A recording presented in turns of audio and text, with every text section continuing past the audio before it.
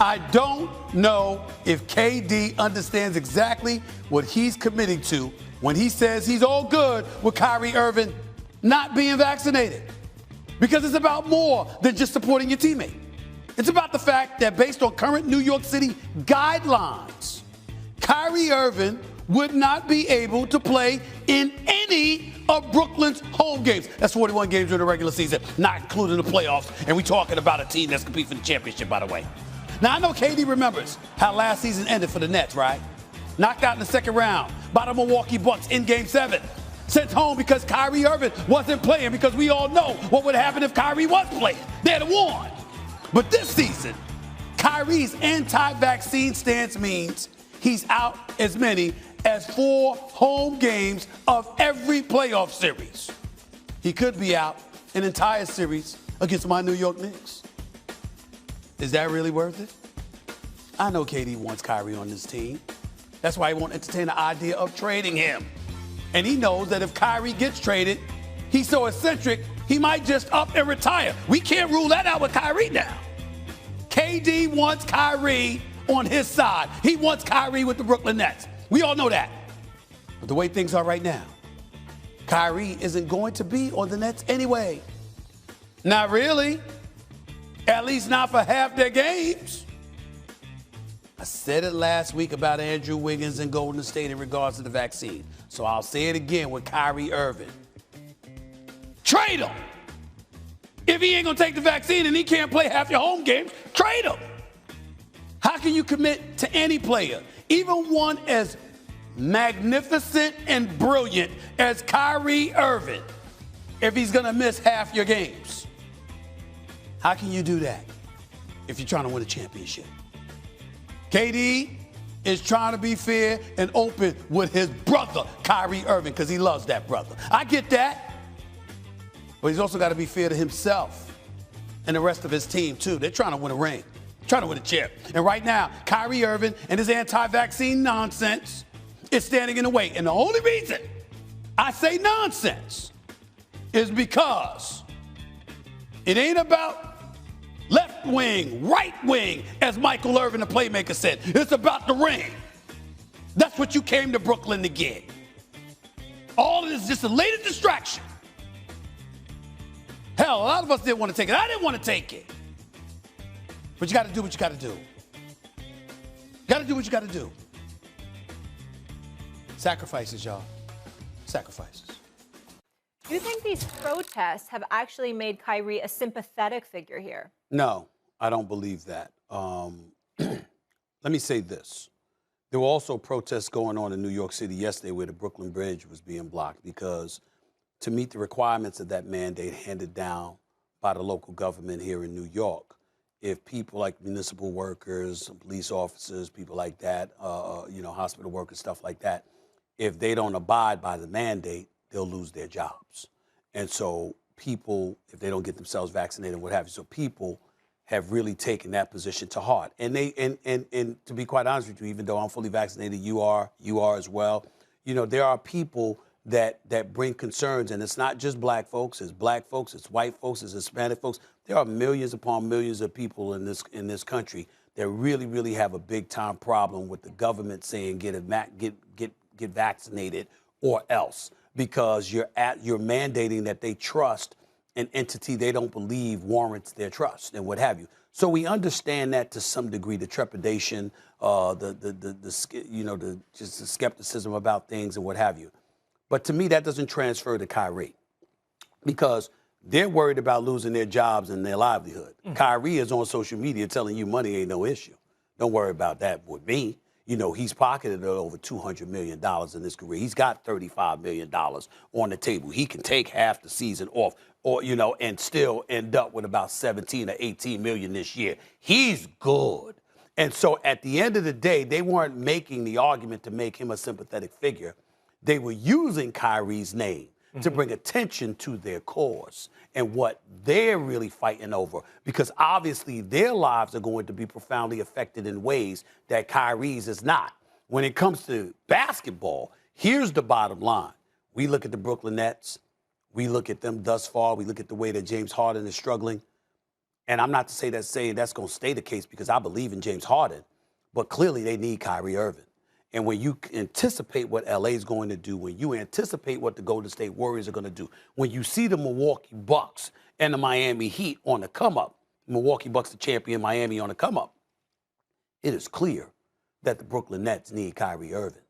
And if Kyrie elects not to come back, he may very well cost them the championship.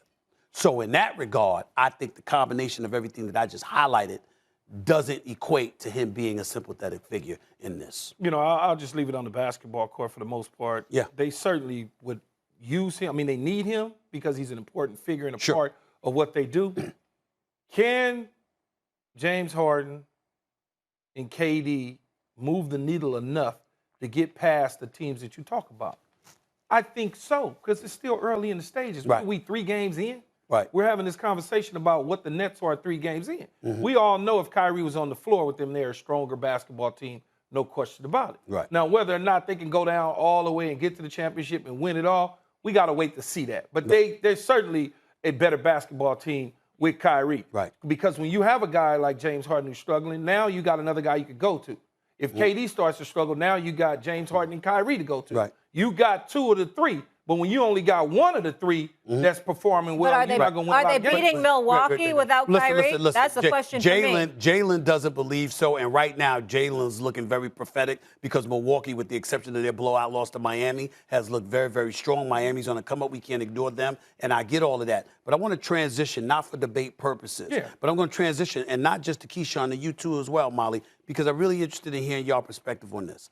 I want to know what y'all feel as it pertains to what, if anything at all, you believe Kyrie might owe the Brooklyn Nets. And by that, I mean this.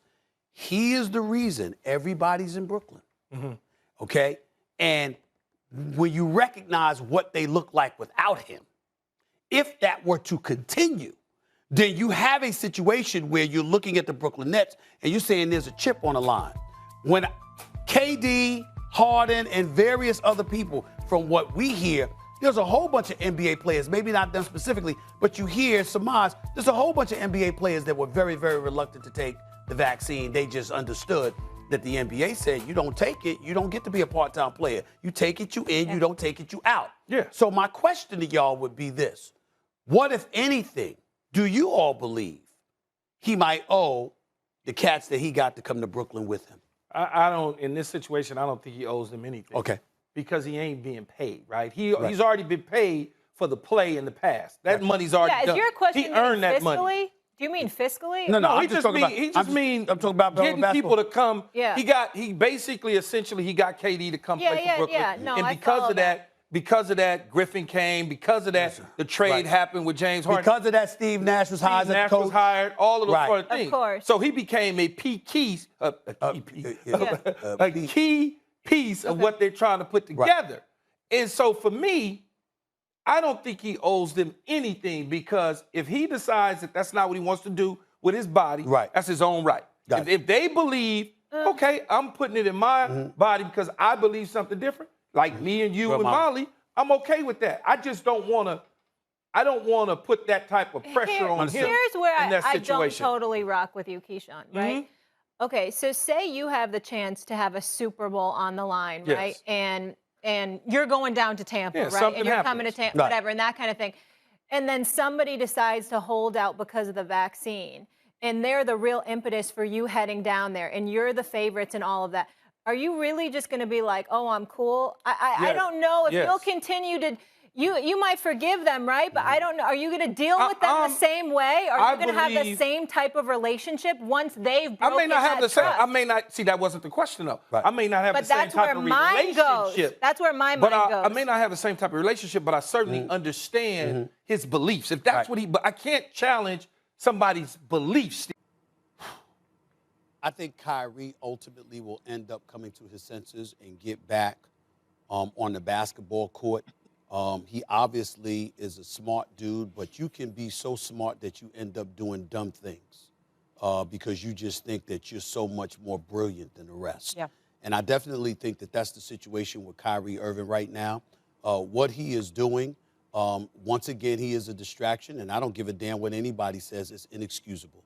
The reality is that there's a whole bunch of people out here that are suspicious and skeptical about being vaccinated, but we did it. Why? Because not only is it something that's been mandated for the most part by a lot of employers in this country, but also it appears to be the right thing to do because of the potential to contaminate other people.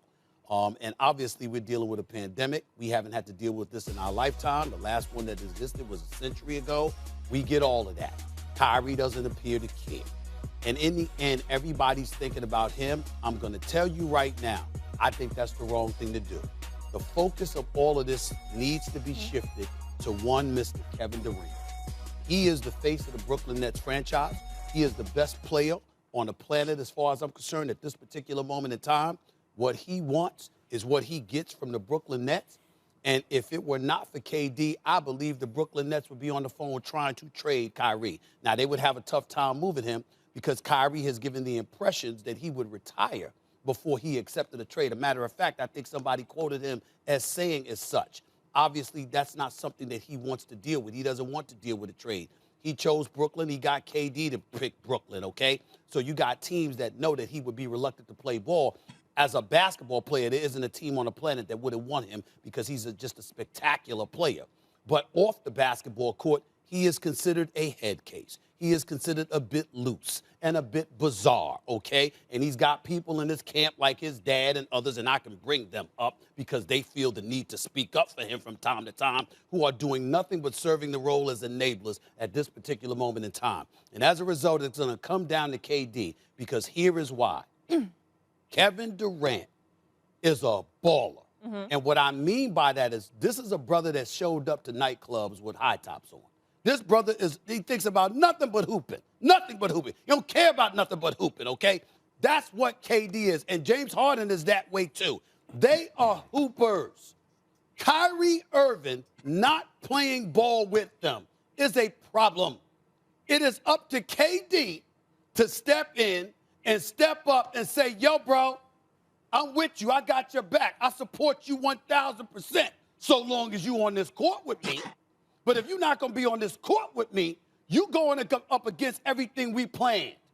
Nobody planned on a pandemic. Nobody saw that coming.